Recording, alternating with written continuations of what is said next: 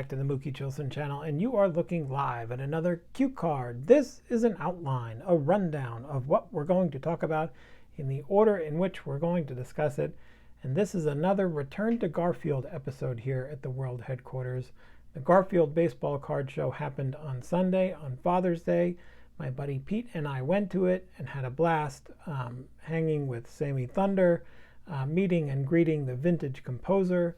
It was always nice to see in Garfield, and there were some sweet but sensible pickups that I'll go through, and then there is a Mookie Minute. One of those sensible pickups unlocks unlock the Mookie Minute that I've been sitting on for a little while, called the Mets Musials, that I hope you will enjoy. Now you'll also notice perhaps that next to the words Mookie Minute there's an asterisk, and that's because there has been some concern that the Mookie Minutes have been going over 60 seconds. And you are right. You are correct to be concerned.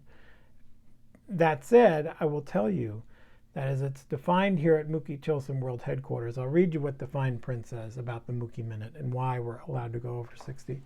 It says, the Mookie Minute is a magical minute that bends the space-time continuum and lasts as long as it takes to tell a nonsensical story. So, if you're worried about the 60-second rule, I appreciate that, but that's why, because it's a magic minute. Anyway, we'll get to that in a minute. Lots of minutes.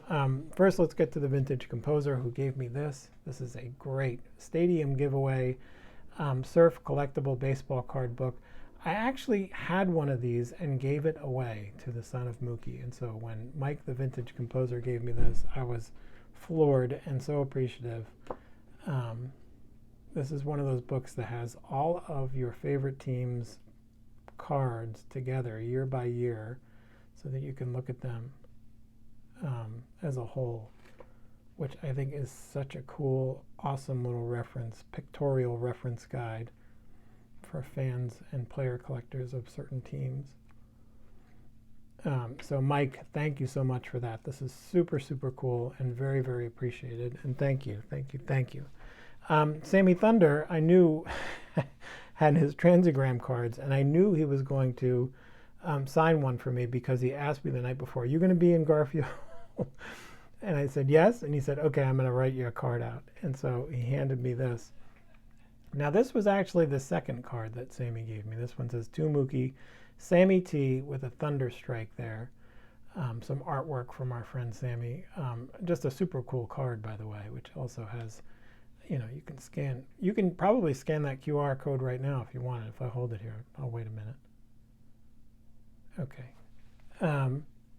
He gave me that and this awesome sticker, which goes with it. But like I said, this was the second card that Sammy gave me. The first card he gave me had to be censored. To Mookie, go bleep yourself.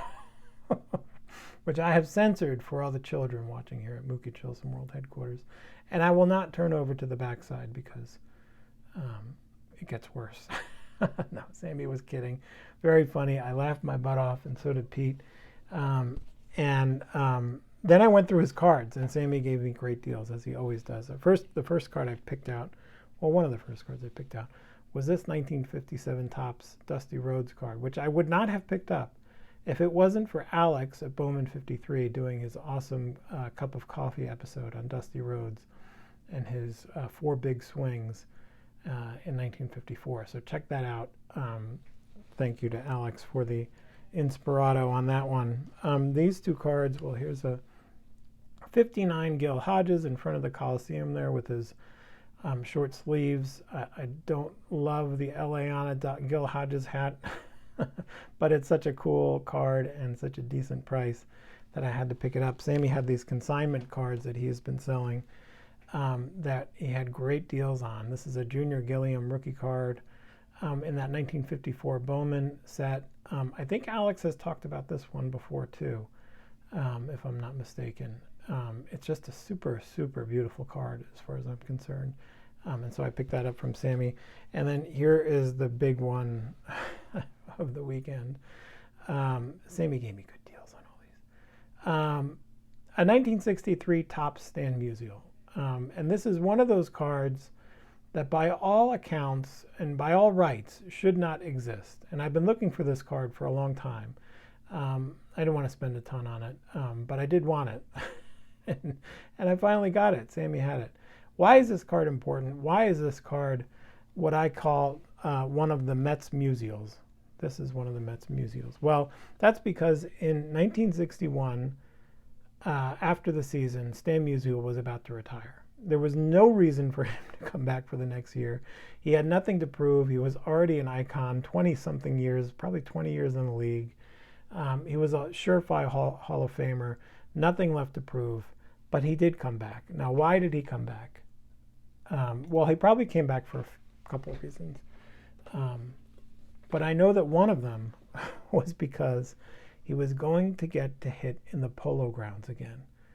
Stan Musial dominated in the Polo Grounds against the Giants. He was a prolific hitter there. I think he hit something like 47 home runs there, probably the lion's share of them into that right field porch there from the lefty slugger. And the Mets were coming to town. Baseball was expanding. And so not only did Stan Musial get to go back to the Polo Grounds, he got to hit off of terrible pitching, which he did in 1962. This is from July 9th, 1962. Stan Musial hit 3 home runs in a game. This is a 41-year-old man. He hit 3 home runs against the Mets. He had actually homered the previous night to win the game in the 9th inning. So 4 straight at-bats at the Polo Grounds against terrible pitching in the Mets. Stan Musial was going to town.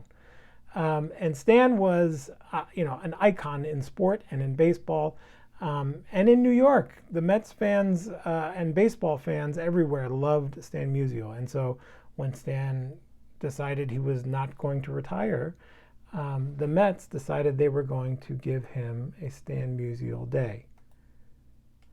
There's Casey Stengel with a little plaque there that he gave to Stan Musial. Let's see if I can get the right image there. And there's Stan Musial at the Polo Grounds. That is his mother there. That's his wife. That's his youngest daughter and 2 of his other daughters in front of a bunch of Mets dignitaries. And I actually have this clipping from the Sporting News from that day.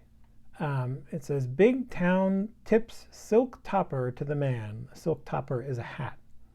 So the Big Town tips its hat to Stan the man. Gotham's fans toss posies to longtime enemy belter.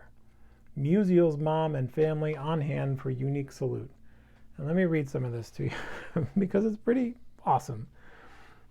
Stanley Frank Musial, one of the toughest enemies to visit the Polo Grounds since his first trip in 1942, finally yielded to the Big Town on Stan Musial night, August 18th.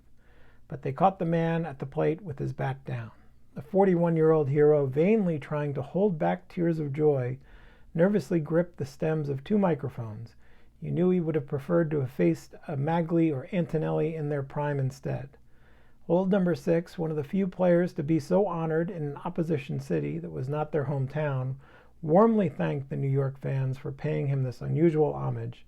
He hailed the Mets and the committee for the night and thanked his mother, wife, and 3 daughters who were standing beside them. An emotional packed Musial choking up in New York for the first time in 20 years closed with, "Thanks from the bottom of my heart. Words can't express how I feel." And so the Mets brought in a bunch of people for this thing. They had 3 different Polish bands. They flew in his high school baseball coach, or trained him in, I guess, maybe, perhaps. They glowed.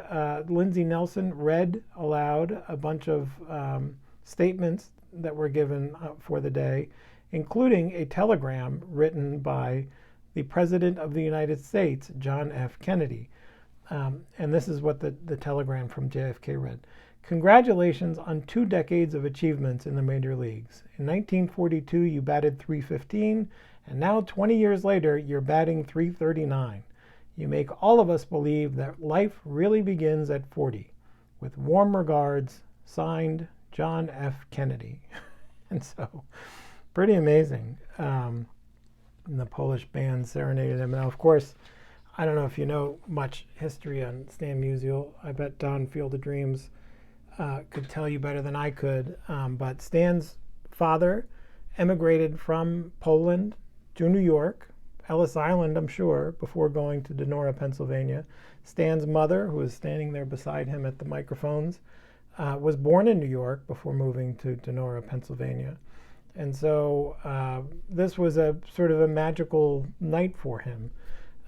It's funny because one of the notes here on the other side of this paper is about how Stan Musial had to take the subway up to the Polo Grounds for the first time ever because it was raining so bad. Anyway, so Stan Musial would not have played, may not have played if it had not been for the New York Mets in 1962. And then he stuck around for 1963. And so this card is a Mets Musial, as is this card.